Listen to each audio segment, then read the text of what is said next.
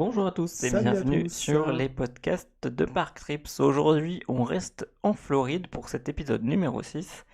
On va à Busch Gardens, Tampa, en Floride. Donc là, on va se déplacer un petit peu plus à l'ouest par rapport au parc Mhm. que nous avions fait dans les deux Le tour de précédentes rando. éditions.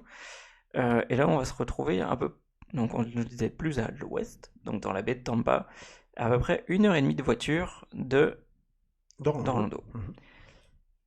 Et on va direction Busch Gardens. Busch Gardens, donc c'est un parc d'attractions, mais qui fait aussi zoo, qui a ouvert en 1959, j'avais plus la date sous les yeux. Et à l'origine, Busch Gardens, c'était quoi? À la base, c'était un beer garden en fait. C'était un peu la vitrine de la marque de bière Anheuser-Busch. Il y avait également en fait 3 Busch Gardens aux États-Unis, dont un en Californie, hein, et il a fermé maintenant il y a pas mal d'années. Il reste donc celui de Tampa, mais aussi celui de Williamsburg en Virginie.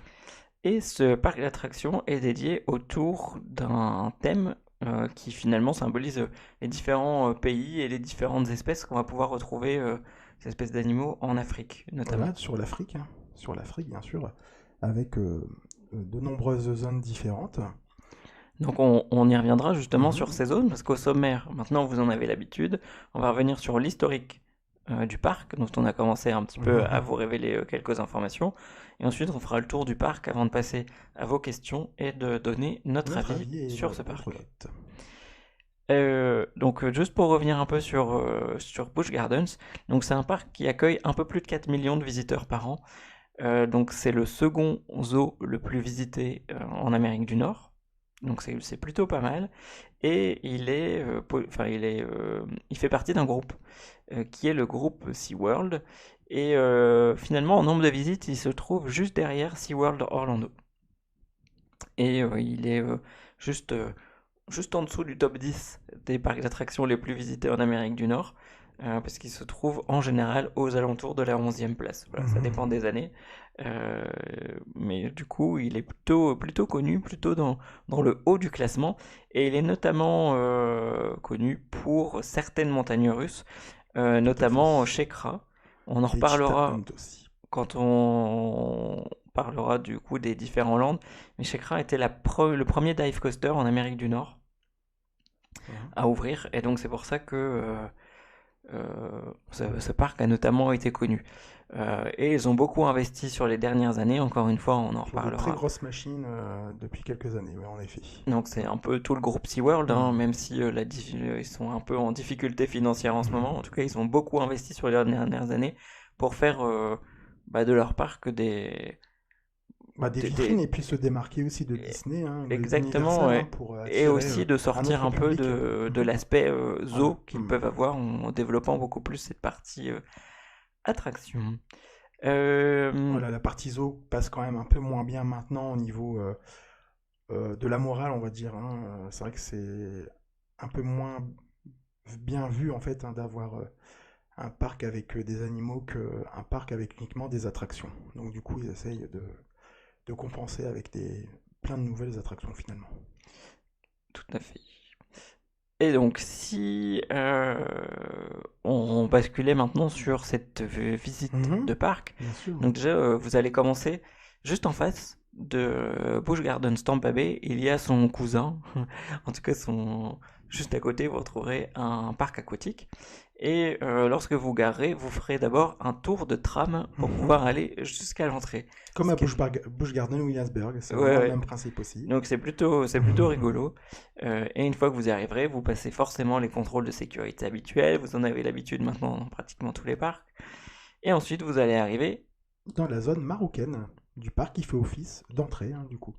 Du parc avec dans cette zone il n'y a pas forcément enfin il n'y a pas d'attraction en fait, hein. Non, non, C'est il y a plutôt principalement des une zone boutiques, commerciale, restaurants. voilà, avec des restaurants, des boutiques très joliment thématisées, hein. On est toujours tout de suite plongé dans l'ambiance africaine, avec des musiques vraiment sympathiques aussi, hein, dans le thème. C'est très coloré, les façades sont très colorées, il y a beaucoup de vie, c'est vraiment agréable. Ouais. Mm.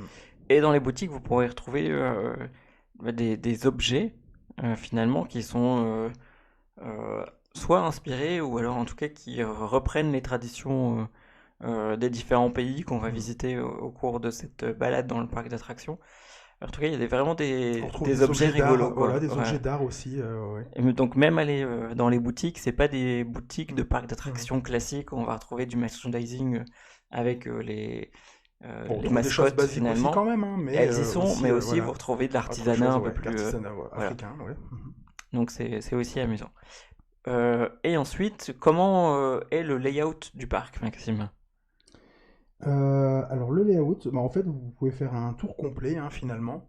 Euh, c'est pas selon le schéma d'un parc classique finalement. Ce n'est pas organisé autour d'un lac, ce n'est pas organisé autour d'une allée centrale finalement. C'est plutôt un tour. Les zones sont assez dispersées finalement, donc vous faites vraiment un grand tour. Mhm. Il y a quand même une zone qui est presque en sens, on va dire, en sens issu en fait, hein. C'est la zone Égypte qui est tout au bout à droite du parc, bien coincée près du parking en fait, hein. On voit le parking de la montagne russe inversée. Mais il n'y a pas de schéma particulier, ça ne suit pas un schéma particulier de parc finalement. Alors, quel est le Mais ça sens de la ressemble visite? au plan de Busch Garden ou Williamsburg finalement, hein, où c'est assez des chemins sinueux. Ce n'est pas des chemins parallèles ou perpendiculaires qu'on peut trouver chez Disney par exemple. Ce n'est pas un plan en étoile, on va dire. Voilà. Et donc, quel est le sens de la visite que nous allons faire? Ah bah, on va faire dans le sens des aiguilles d'une montre, hein. Donc du coup, on va commencer par la zone Bird Gardens.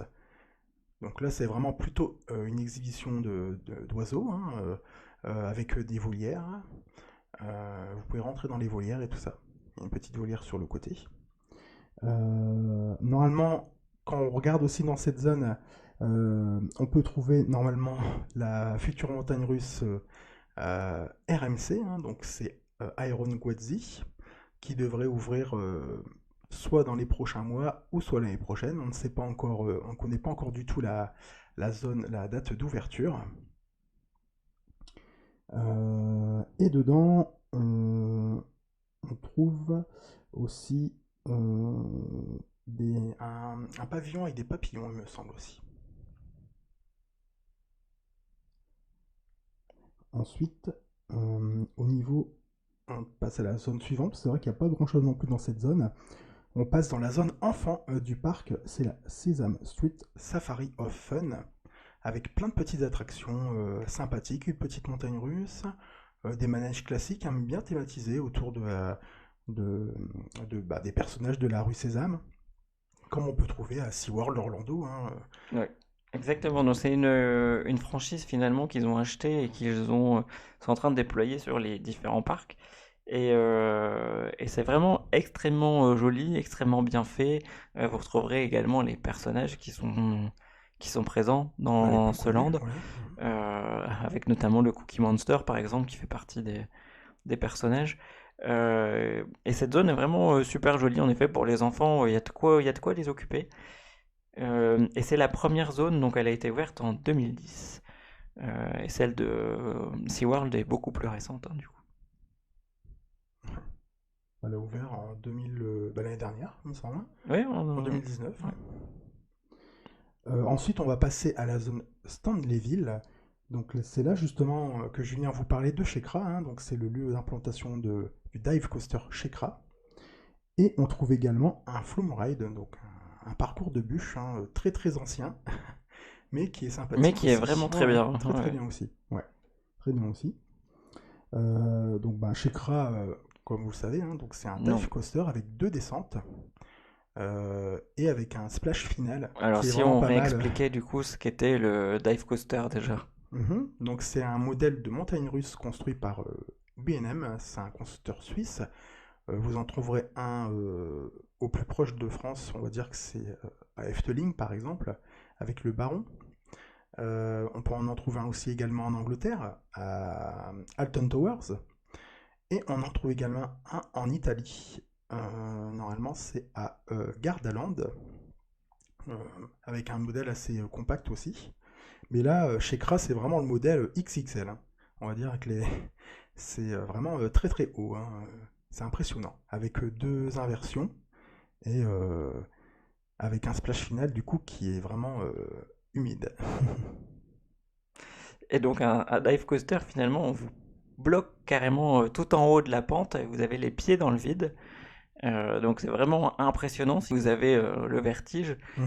Ce sont des montagnes russes que vous allez peut-être éviter, en tout cas celle-ci, Shekra est, comme on le disait tout à l'heure, la première en Amérique du Nord. Et c'est vrai que pendant longtemps, elle a été la plus haute avant de se faire dépasser, mais Par Griffon. qui est sa concurrente Voilà, dans le cousine, parc puisque c'est Busch Gardens, Williamsburg. mais qui offre des bonnes sensations. Et ce splash final dont parlait Maxime, finalement, ça sert de frein parce que vous allez passer dans une zone et il y a des éléments qui vont traîner dans une espèce de petit bassin d'eau finalement. Des Euh, gouttières accrochées au train, en fait, hein, en gros, hein, voilà. et ça va envoyer de l'eau sur le Sur le côté, passage voilà. voilà, où les enfants en général aiment aller se faire arroser. Mais ça va également permettre de freiner le train de manière naturelle, ce qui est plutôt rigolo. Dans Stanleyville, il y a également une nouveauté qui a, qui a ouvert l'année dernière. Alors, je sais pas si tu l'as dans la même zone que moi, mais pour moi, Oui, Tigris, c'est Tigris, ouais, ouais. Tigris exactement. est aussi dans cette zone, bien sûr. Ouais, Alors, ouais. Tigris, c'est une montagne russe à triple propulsion. De Vous allez, première rides, et finalement, ça fait une sorte de boucle verticale, un peu. qui est Euh, présente aussi à Busch Gardens, Williamsburg. On va aussi Là-bas, ça parler beaucoup, s'appelle. hein, mais ils ont construit souvent pratiquement les montagnes russes en double, on va dire, dans chaque parc. Ils ont fait appel au même constructeur. Et donc ce parcours, vous en trouverez un en Europe également à Holiday Park, pour ceux qui connaissent le Sky Scream. Ça prend pas de place, c'est pratique et c'est pas mal. Et pour l'instant, il détient du coup, Tigris, le record de la montagne russe propulsée la plus haute en Floride. Mhm. Voilà. On va voir si il sera dépassé prochainement. Peut-être par Je ne sais pas quelle est la Jurassic hauteur. Coaster, on ne sait pas pour Exactement, je ne sais l'instant, pas hein. quelle On est n'a sa hauteur. aucune, on n'a pas, ils n'ont pas encore construit le morceau de la montagne russe le plus haut. Ensuite, on va passer à la mini-zone Jungala. Dans cette zone, en fait, c'est plutôt des animaux qui sont présentés, hein, comme des petits singes. Mais également en attraction, on trouve comme une zipline, donc c'est un parcours en fait en hauteur avec des cordes et tout ça, des ponts de singes, tout en haut, normalement. Alors, elle a fermé en 2018. D'accord. Bah, tu vois, pourtant. Pourtant, elle est toujours sur Sur le mon plan. plan de 2019, elle est encore sur mon plan de 2019. Ah oui, mais pourtant. Donc, et j'ai pris le plan sur Le site officiel. Ouais, ouais. Je sais bien. Donc, c'est un peu mal foutu. En tout cas, nous, quand nous sommes allés en 2018, c'était encore présent. Je me souviens que c'était encore là. C'était fermé, mais c'était encore là. C'était encore là. Dans cette zone, du coup, dans cette zone, il n'y a pas d'autres attractions, hein, donc c'est plutôt des enclos où vous trouverez des animaux. Et ensuite, on arrive dans la zone Congo, qui est tout au bout du parc. Il faut marcher quand même pas mal, hein. C'est assez, je me souviens que c'était assez loin du parc. Il fallait enjamber pas mal de ponts. Et du coup, on se rend dans la zone Congo, avec notamment un parcours de bouée, mais aussi, bien sûr, la montagne russe Kumba. Alors Kumba, en fait, c'est une montagne russe de B&M, toujours, hein, et c'est une montagne russe avec des loopings, hein, tout simplement, qui est assez ancienne, donc elle est quand même pas très agréable à rider. Je me souviens, moi personnellement, je n'avais pas gardé un très très bon souvenir, c'était quand même assez rude. Mais du coup, c'était quand même assez impressionnant, quoi. Il y avait pas mal d'inversions quand même. Ouais, ça reste une bonne montagne russe, en effet, qui est pas aussi fluide que les tout derniers BNM, mais qui reste quand même un bon modèle, malgré son âge. En plus, Busch Gardens s'entretient plutôt bien ces montagnes russes, donc elle avait été fraîchement repeinte Ouais, lors de c'est notre vrai. visite, donc elle avait l'air presque neuve finalement. On trouve également dans cette zone donc un manège tamponneuse, pardon. Mais également une gare du train qui fait le tour du parc. Vous en trouverez une également dans Stanleyville également. une petite gare, hein, donc c'est vraiment pratique, c'est sympa pour accéder aux autres zones du parc plus facilement, plus rapidement. Donc après c'est tout pour cette zone, hein, dans la zone Congo. On arrive dans une zone un peu plus centrale, c'est Pantopia. Et dans cette zone, on trouve l'attraction favorite de Julien, qui n'a pas voulu tester. C'est la Falcon's Fury. Donc c'est une tour de chute libre où les sièges pivotent, on va dire à 90 degrés, hein. Vous êtes face au sol quand vous êtes tout en haut et en fait vous plongez vraiment face Face contre contre terre. terre. Voilà, c'est vraiment impressionnant. Et vous atteignez la vitesse de 97 km/h. On n'a pas le temps de dire ouf quand on est déjà arrivé en bas. Mais c'est vraiment impressionnant, hein. Le basculement des sièges, c'est ce qui est le plus plaisant dans cette version de tour de chute libre en fait, hein. C'est vraiment très très très très sympa, je vous le conseille. Et c'est construit par Intamin, hein, toujours, hein. C'est le spécialiste de ce type d'attraction. Également dans cette zone, on trouvera quand même pas mal d'anciennes montagnes russes finalement, hein. Mhm. Deux montagnes russes, dont un très vieux Schwarzkopf, hein, Qui qui s'appelle passe, Scorpion. voilà, Scorpion, et qui passe vraiment très très bien. Je me souviens d'une montagne russe très confortable, hein, qui n'accuse pas son âge finalement, hein, très très confortable avec un looping vertical. Ouais, c'est la montagne russe de Busch Gardens, la plus ancienne encore Mhm. en opération. Ouais, ouais. Et elle est vraiment aimée des visiteurs, hein. Je me souviens qu'il y avait pas mal Il de y avait monde du monde. dedans. Ouais. Elle est très réputée. On trouve également une Wild Mouse en fait, hein, assez classique, un parcours assez classique. Pareil, hein, donc c'est quand même un ancien type de montagne russe, hein, qui est là depuis pas mal de temps aussi également. Et dans cette zone, on va également trouver plein de jeux d'arcade, avec une grande zone de jeux d'arcade. Exactement, donc si vous avez envie de repartir avec une grosse peluche, n'hésitez pas à aller tester tous ces jeux.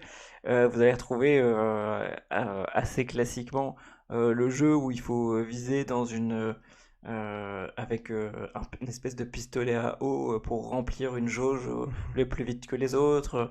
Vous allez retrouver le tip-tap taupe. Voilà, tous ces types de jeux-là sont également présents là-bas. Il y a également des petits manèges pour les enfants, hein, donc un carrousel, des choses un peu plus classiques, on va dire, pour les occuper aussi, hein. Et la zone, en fait, n'est pas vraiment sur un thème particulier. C'est très coloré, avec des décors vraiment très colorés, un peu comme des genres de ruines, on va dire, hein, avec une forteresse. Alors le but de cette zone est d'être thématisé d'après finalement les espaces un peu commerçants et les bazars d'Afrique. Donc Du coup, très coloré, oui. voilà. Ouais, ouais, ouais. Ensuite, on va partir un peu plus au sud du parc et dans la fameuse zone Nairobi, où vous trouverez là la partie un peu safari du parc. Mhm. Donc par contre, il y a un parcours de safari qui est payant. Vous devez payer en plus pour pouvoir y accéder. C'est ça, Mais mais sachez qu'avec le train, en fait, vous passez dans les enclos, voilà, juste à côté. Avec à côté des lions, ça, hein, les animaux les plus impressionnants, on va dire, de la savane, des girafes, des zèbres, les rhinocéros. Bah, c'est vraiment sympa. Le train, du coup, c'est vrai que pour le coup, faire le tour du parc avec le train, hein, c'est aussi finalement une attraction en lui-même avec le passage dans les enclos des animaux. tout à fait. Et si vous en avez la possibilité et les moyens, n'hésitez pas également à programmer des tours privés ou alors de vous rendre directement dans ces safaris. Vous avez la possibilité de vous rendre avec un guide dans ces zones et pourquoi pas d'aller nourrir notamment des girafes ou d'aller un peu plus au contact des animaux. Donc Et ça s'appelle le Serengeti Outpost. c'est vraiment une expérience dont vous garderez un excellent souvenir. Alors, si on se dirige maintenant un peu plus vers la droite du parc, on va passer par Edge of Africa. Et dans cette zone, on va trouver la fameuse montagne russe propulsée avec plusieurs accélérations. C'est la Cheetah Hunt, qui est vraiment très très bien. Donc c'est une montagne russe propulsée de Intamin, avec une seule inversion, mais avec un circuit très sinueux, qui passe dans une partie d'une ancienne attraction en fait. Avant, il y avait un parcours en jeep, un safari, un peu spécial, où le véhicule en fait montait sur une plateforme qui était cachée sous l'eau dans une rivière, et en fait le véhicule, c'est comme si le véhicule prenait l'eau en fait et se baladait sur la rivière, mais il était sur une barge en fait qui se déplaçait. Et du coup, maintenant, en fait, la montagne russe a été construite dans ce lit de la rivière, donc assez sinueux. Et vous passez vraiment très près des berges, c'est impressionnant avec... il y a beaucoup de head choppers, hein. Donc les head choppers, c'est quand vous passez vraiment très près des décors, vous pensez vraiment que vous allez vous attraper quelque chose dans la tête, hein. Donc c'est pour ça, les head choppers. Et elle est vraiment très bien, très confortable. La première propulsion est est pas très forte finalement, c'est en sortant de la gare, hein. Par contre, c'est suivi d'une deuxième propulsion beaucoup plus forte, et vous arrivez tout en haut. Ben, c'est vraiment un emblème en fait, c'est particulier, hein, le plus haut point de Cheetah Hunt, hein. Ça fait comme un 8 en fait en l'air, En l'air, oui. comme un nid de cheetah, c'est en anglais, je ne sais plus comment ça s'appelle. Des léopards. Ouais, un léopard, voilà, c'est ça, comme un nid de léopard, on va dire, donc tout en haut d'un arbre, hein, donc ça fait un 8. Et hop, c'est parti, la montagne russe poursuit son parcours, en fait, hein. Donc très sinueux, on vous le conseille. Pareil, c'est une montagne russe qui est très réputée, donc il y a toujours pas mal d'attentes, hein. On vous conseille de faire cette montagne russe dès le matin, hein, finalement. Tout à fait. En tout cas, n'hésitez pas à la tester. Elle est vraiment très très bien. Bah, bien sûr, dedans, vous trouverez aussi également un enclos avec ces Avec des animaux, léopards. voilà. Et ils font aussi une animation, c'est sympa à voir, j'avais déjà vu ça sur Internet, pour regarder sur YouTube, on trouve des vidéos. En fait, les soigneurs accrochent un morceau de viande à un leurre, et en fait, ils lâchent le leurre sur un grand parcours. Et du coup, comme ces animaux sont les plus rapides du monde, en fait, ils courent pour aller chercher leur morceau de nourriture. Ils poursuivent le leurre, en fait. Et du coup, c'est vraiment sympa à regarder, parce qu'on peut voir vraiment l'accélération de l'animal. Voilà, c'est vraiment une très belle animation, hein. C'est sympathique à voir, quoi, du coup, hein. C'est impressionnant. Mhm. C'est Ouais, puis ça impressionnant. reproduit un peu Voilà, leur méthode de chasse. tout à fait. Ouais, ouais. Et ensuite, la dernière zone du parc, hein, du coup, donc c'est la zone égyptienne qui est vraiment tout au bout sur la droite, hein, un peu dans une zone un peu légèrement en cul-de-sac. Et là, on va trouver donc deux montagnes russes. Alors déjà, c'est Cobra's Curse, c'est une montagne russe spinning de Mac. Non, spinning, c'est une montagne russe tournoyante, on va dire, hein, avec une partie où vous allez en marche avant, tout simplement. Ouais, une En cours partie. de montée, le chariot se retourne, Ouais, vous donc faites en marche arrière, et la et troisième ensuite, vous partie, en êtes fait, vraiment c'est libre, hein. voilà, des rotations libres. Bon, c'est assez familial de toute façon, hein. L'originalité aussi, c'est le lift, c'est un Exactement, ascenseur, c'est un voilà. ascenseur. Et quand vous arrivez en haut, en fait, vous arrivez face à un serpent, en fait, qui vous menace. C'est ça. Et justement, au-delà d'aller vous menacer, le concept, c'est finalement qu'il vous morde Mm. et que Et du coup, ce ça vous parcours, désoriente, et puis voilà, voilà, ouais. ce parcours sinueux est finalement provoqué par la désorientation du venin de ce serpent. Mm. Et d'ailleurs, le premier virage, en fait, c'est un virage vers l'extérieur. Donc votre chariot penche vraiment vers Et c'est clair l'extérieur, que c'est un doucement. virage qui est super Mm, rigolo en mm. plus, de commencer par ça, où vraiment, plus on est au point culminant finalement de cette Mm. montagne russe, et d'être vraiment penché vers l'extérieur, c'est très très rare même, je Ouais, pense. bah oui, oui, c'est vraiment rare. Et donc c'est une montagne russe qui a ouvert en 2016. Et enfin, ça reste une attraction assez récente, du coup la thématisation est vraiment bien poussée. Donc même la file d'attente est assez jolie. Mm. Il y a pas mal de petits effets à l'intérieur. C'est également un système de chargement qui est un peu différent, C'est en parce que continu. c'est en continu. Comme Ouais. sur un tapis roulant, en fait, hein, et du coup, c'est plus rapide, hein, c'est plus fluide. Et observez bien du coup lorsque vous êtes dans l'ascenseur, ce qui se passe autour de vous. C'est Mhm. assez rigolo de voir un peu toute la partie mécanique Mm. finalement, où on voit l'autre nacelle qui est en train de Mm. descendre. Il y a des mouvements des nacelles quand elles se croisent. Enfin, Mm. c'est assez magique à regarder finalement. Bah, comme le Matterhorn Blitz à Europa Park. Voilà, c'est exactement le même système d'ascenseur. Et bon, là, à la Busch Gardens, c'est quand même beaucoup plus haut, hein, on va dire. C'est plus imposant, hein, parce que c'est des plus grands chariots, hein. Il y a deux chariots de 4 personnes. Et du coup, l'infrastructure est beaucoup plus grande, c'est plus impressionnant. Et ensuite, on va déjà arriver à la dernière montagne russe du parc, hein. Et c'est une montagne russe inversée, c'est Montou, qui, avec ses couleurs et ressemble beaucoup à Osiris, hein. Bon, c'est pas du tout le même parcours, hein, Mais c'est mais aussi en voilà, Égypte. c'est ça en Égypte et c'est vraiment les mêmes couleurs de rails, c'est marrant, hein. Donc c'est les poteaux un peu couleur sable, on va dire, et puis Et les du rails sable un bleus. peu jaune et puis les rails bleus, donc c'est vraiment marrant, hein. Bon, ça a été bien construit bien avant Osiris, là, donc on va peut-être voir, peut-être se dire qu'ils vont peut-être pomper sur sur Busch Gardens Tampa, on va dire. Et du coup, il y a au moins 7 inversions, il me semble, Il y si en je a ne me trompe pas, 7. voilà. Ouais, c'est bien Mhm. ça. Elle est très intense dans mes souvenirs, j'en garde vraiment un souvenir intense. Un peu moins quand même que Alpengeist à Busch Gardens Williamsburg, que j'avais vraiment trouvé très intense.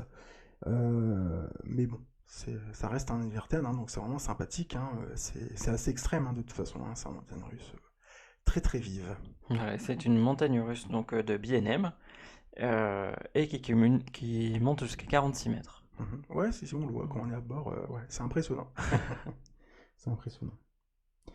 Bon, après, bien sûr, dans cette zone, hein, vous trouverez également les classiques jeux d'arcade également, hein, ainsi que des boutiques et des snacks. Voilà, lors de notre visite, et c'est pour ça qu'on s'étendra pas forcément sur les spectacles, mais il y a également pas mal de spectacles Mhm. qui sont proposés. Mais le but de notre visite étant plutôt les attractions et notamment les montagnes russes du parc, c'est vrai qu'on n'est pas les plus aguerris Voilà, et sur cette partie. nous ne sommes passés qu'une journée. C'est vrai que du coup, nous avons été plutôt à l'essentiel finalement. Exactement. Donc si vous souhaitez vraiment en profiter vraiment totalement, Mhm. en 2 jours, plus ce les n'est pas de horaires, trop. ouais, Voilà, les ouais. horaires étaient Mhm. réduits au moment où nous y sommes allés. Donc 2 jours n'est pas trop. Moi, ce que je vous conseille, parce que enfin, c'est ce que j'ai préféré faire lors de ma première visite, c'est d'aller nourrir les kangourous. Franchement, c'est trop mignon. Vous avez la possibilité, si vous y allez suffisamment tôt dans la journée, parce qu'il y a un nombre de rations qui est limité pour Mhm. éviter qu'ils mangent de trop, hein, finalement.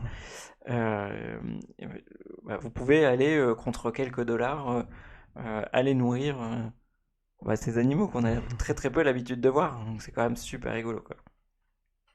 Donc n'hésitez pas en effet à y aller sur au moins une journée et demie, et puis Mhm. pourquoi pas Et aller au profiter parc du parc aquatique aquatique, ouais, bien aussi. sûr, ouais. Il y a largement Ouais, de quoi ouais, passer ouais, cette journée et demie vraiment sans s'ennuyer quoi. ouais, tout à fait. Ouais. Bah, surtout avec les nouvelles additions, hein, parce que depuis que nous y sommes allés, il y a quand même bah, Tigris qui a ouvert, plus bientôt Aaron Gwadzi. Donc c'est vrai que ça fait encore 2 montagnes russes en plus, hein, et du coup, il faudra quand même prévoir un peu plus de temps, on va dire, du coup. Au niveau des restaurants, on ne pourra malheureusement pas vous donner de conseils euh, euh, pour choisir un bon restaurant finalement, parce que quand nous y sommes allés, nous n'avons pas mangé sur place, on a juste pris un petit snack comme ça euh, voilà, pour la fin, on va dire, voilà. Mais on n'a pas voulu faire de service à table ou tout ça. Donc c'est vrai qu'on n'a pas du tout de conseils à vous donner au niveau des restaurants, mais il y a vraiment de tout, hein. En tout cas dans la zone d'entrée, il y a un snack qui est très réputé et qui est vraiment trop très bon dans la partie Maroc. Et ensuite, si vous avez envie de quelque chose, enfin, d'un repas à table, je pense que c'est l'une des seules d'ailleurs propositions Hmm. que fait Busch Gardens. Vous avez la Crown Colony House Ouais, en plus c'est qui est vraiment très beau. très C'est très très très jolie joli, ouais. C'est un très beau restaurant, ouais. et Ouais. on y mange aussi super bien. Donc n'hésitez pas. Et si vous en avez la possibilité, et encore une fois, ça reste un budget et il faut pouvoir le faire. Hmm. Vous avez aussi la possibilité de faire des tours VIP de ce parc qui vous emmène faire un mini safari, donc justement à la rencontre des girafes, qui vous emmène aussi à aller nourrir les différents animaux, notamment les kangourous dont on a parlé, mais aussi inclut votre repas justement dans son restaurant. Donc euh, c'est plutôt quelque chose à tester un jour. Pour pouvoir le faire, il faut être dans le parc, c'est-à-dire que en plus du prix de cette expérience VIP, vous devez acheter un ticket d'entrée. Voilà, voilà. C'était juste au cas où pour pas vous faire avoir. On va passer maintenant sur vos questions parce qu'on vient de parler de Iron Wadi et justement on avait une question de Sarah qui nous disait je comprends pas sur le plan il y a une montagne russe en bois mais est-ce qu'elle est vraiment ouverte et justement Ouais, en parlant d'Iron Gwazi, je pense qu'on a commencé à répondre Mhm. à cette question. Donc avant, c'était une montagne russe en bois double. C'était Guazzi, ça s'appelait, hein, ouais, Mhm. tout court. Toi, Julien, tu as eu la chance de la tester, mais t'en as Oui, pas gardé ouais, forcément je un bon l'ai faite, mais souvenir. c'était pas forcément Mhm. la montagne russe en bois Du la siècle. plus Mhm. sympa que j'ai pu faire. En plus, elle vibrait beaucoup, donc c'était quand même pas Donc, à hyper mon avis, agréable. pour une question de confort, hein, ils ont préféré la fermer. Et puis, Et de coût aussi de RMC, maintenance. le saint RMC est passé par là hein, et a créé du coup Iron Gwazi, qui est toujours pour l'instant en construction. Normalement, le parcours est terminé. Les essais ont été faits aussi avant le confinement. Hein, et malheureusement, bon, avec le confinement, l'attraction n'est toujours pas ouverte. Hein. Donc, comme beaucoup de parcs, hein, malheureusement, ils préfèrent repousser leurs nouveautés soit de quelques mois ou à l'année prochaine. On ne sait pas encore ce qu'il va devenir du coup d'Iron Gwazi. Hein. Busch Gardens Tampa n'a pas encore communiqué dessus. Par contre, j'ai appris récemment que Busch Gardens Williamsburg repousse sa nouveauté 2020 à 2021, donc Pantheon, qui par contre a lui eu des retards de construction. Donc du coup, à voir si Iron Gwazi est terminé, est-ce qu'il n'ouvrirait peut-être pas plutôt en fin d'année, parce qu'en général en fin d'année c'est aussi une grande période pour les parcs en Floride, hein, ça attire beaucoup de monde. Donc à voir s'ils attendent pas plutôt une grande saison, une grande période en fait pour ouvrir cette nouveauté, hein, pour faire venir les gens. Et donc, finalement, Iron Gwazi a une place assez centrale hein, dans le parc. En tout cas, Mhm. on la voit vraiment bien et de presque partout. Et lorsqu'elle ouvrira, elle sera la montagne russe hybride la plus rapide et avec la descente la plus verticale, en tout cas la plus La plus abrupte, raide, ouais. dans les montagnes russes de ce type-là. Et justement, Maxime, tu me fais une belle transition par rapport aux différents événements et aux différentes saisons qu'on peut trouver Mhm. à Busch Gardens. Euh, Il y a le fameux. alors, je vais pas commencer par Halloween, justement. D'accord. Je pense que tu voulais qu'on parle Ouais. d'Halloween.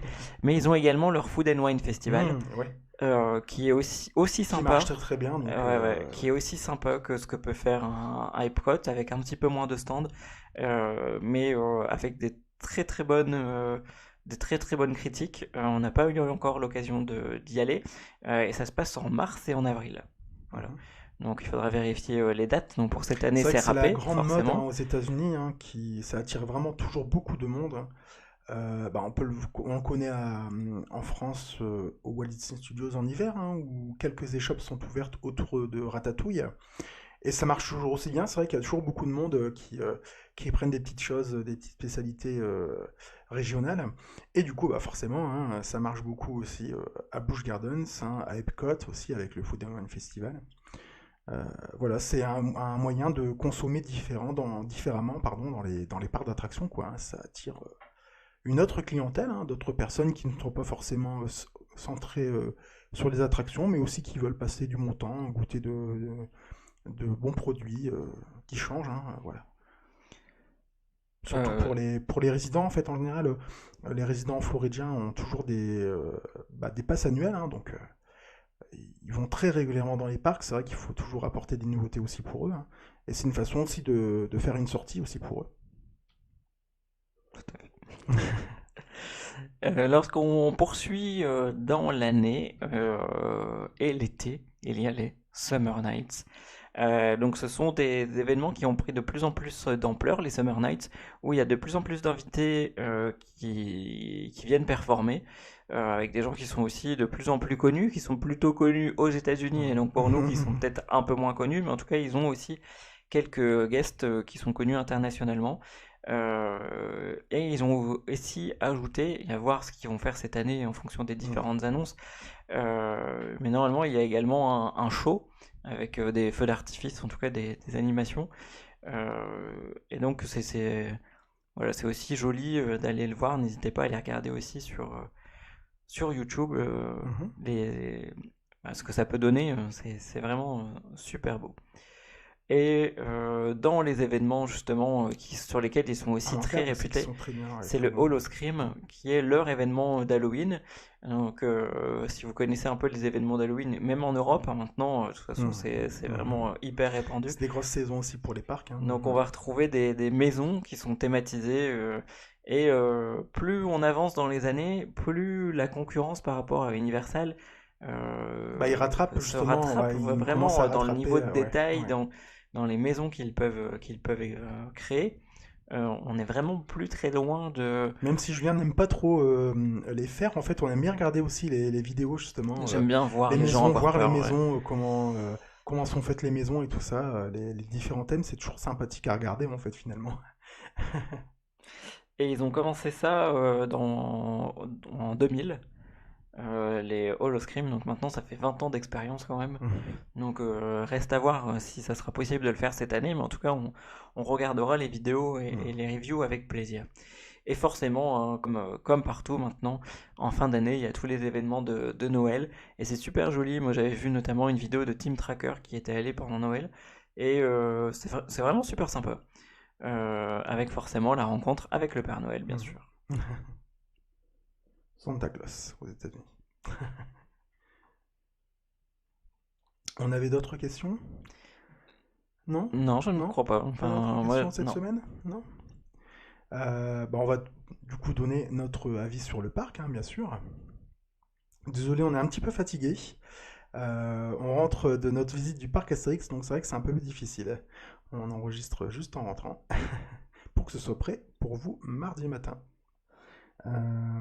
Alors, personnellement, mais ce n'est que mon avis, si je pouvais comparer Busch Gardens Tampa et Busch Gardens Williamsburg, je mettrais quand même plus de points à Williamsburg. C'était plutôt des thèmes qui m'inspiraient plus là-bas euh, que, que à Busch Gardens Tampa. Le parc est vraiment situé en pleine ville, à Tampa. C'est surprenant en fait, hein. Quand on est dans le parc, on ne voit pas en fait. Mais comment dire, c'est quand même plus intrusif. Enfin, c'est plus intrusif quand même qu'à Williamsburg où on est vraiment entouré de forêts en fait, hein, de verdure. Et du coup, la végétation est un peu plus sèche.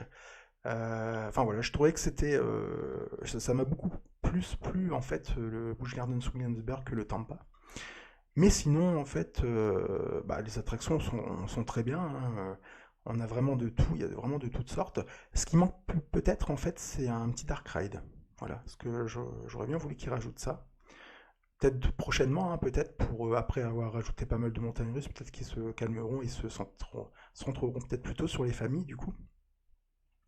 C'est vrai que quand il fait très très chaud, pouvoir se mettre un peu au frais, ça peut être pas mal aussi. Du coup, euh, tu donnes ton avis avant ou je donne ma Bah, comme note? tu veux. Ouais, je donne ma note, hein, donc ouais, je donnerais quand même un allez, 8,5 sur 10 à Busch Gardens Tampa. Euh, pour moi, enfin, à comparer les deux, ils sont au même niveau entre Williamsburg et Tampa, parce que je préfère les animaux et le fait d'être vraiment complètement dépaysé par rapport au pays Mhm, mhm, mhm. représenté, par rapport aux animaux présentés, le fait de pouvoir voir des éléphants, etc. Et ces fameux kangourous, désolé, j'y reviens régulièrement, mais c'est vraiment ce que j'aime aller voir là-bas comme animaux.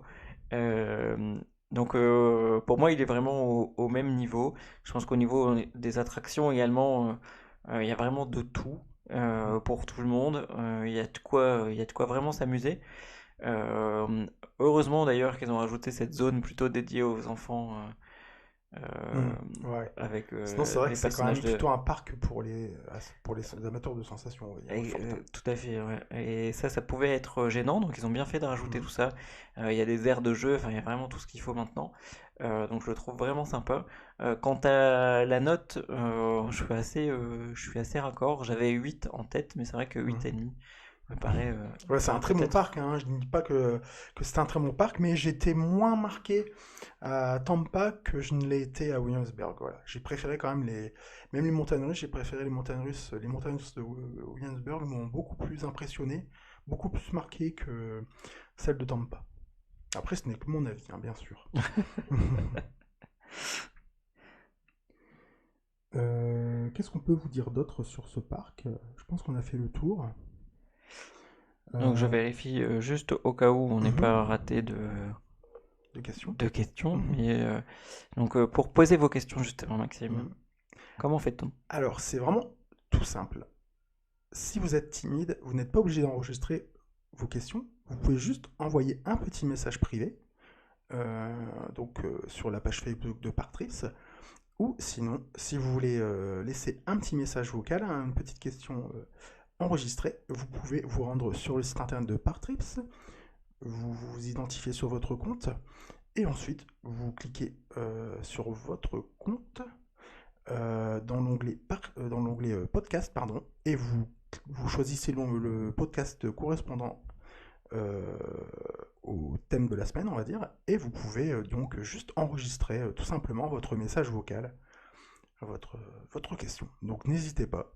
Si vous êtes timide, je vous dis, vous pouvez envoyer soit un message privé sur Facebook, ou sinon même un mail à contact@parktrips.fr, tout simplement. Merci Maxime pour ces informations. Euh, Hop, mais non, je vérifie, mais non, Non, pas on n'a d'autres pas questions? d'autres questions. N'hésitez pas, non. N'hésitez pas à nous poser des questions. Donc le prochain podcast sera sur le parc Astérix. Nous avons encore les idées fraîches, du coup, on pourra vous faire un tour complet du parc. On vous parlera également des quais de Lutèce, hein, parce que nous avons passé une superbe nuit. Voilà, comme ça vous savez déjà à quoi vous attendre. Et on vous parlera aussi de la distanciation sociale au parc Astérix, parce que je vois aussi que c'est quelque chose qui est demandé par les familles. Savoir si les gens respectent bien la distanciation sociale, et on vous répondra du coup dans le prochain podcast hein, qui sortira mardi de la semaine prochaine. N'hésitez pas du coup à nous poser vos questions hein, sur le parc Astérix avant dimanche soir. Et le prochain épisode de podcast sera le dernier de la saison, Mhm. avant de reprendre à la rentrée euh, avec d'autres parcs que nous aurons l'occasion de visiter cet été. On ne vous laisse pas tomber Pour autant, pour bien sûr. autant, bien sûr, parce qu'on reprend bien sûr nos visites de parc qui seront de plus en plus nombreuses. Et donc, on a besoin de temps pour, pour les vlogs, et pour les montages vidéo et aussi pour les articles. Comme l'actualité des parcs reprend tout doucement, euh, on aura le temps de se consacrer à cela. Exactement.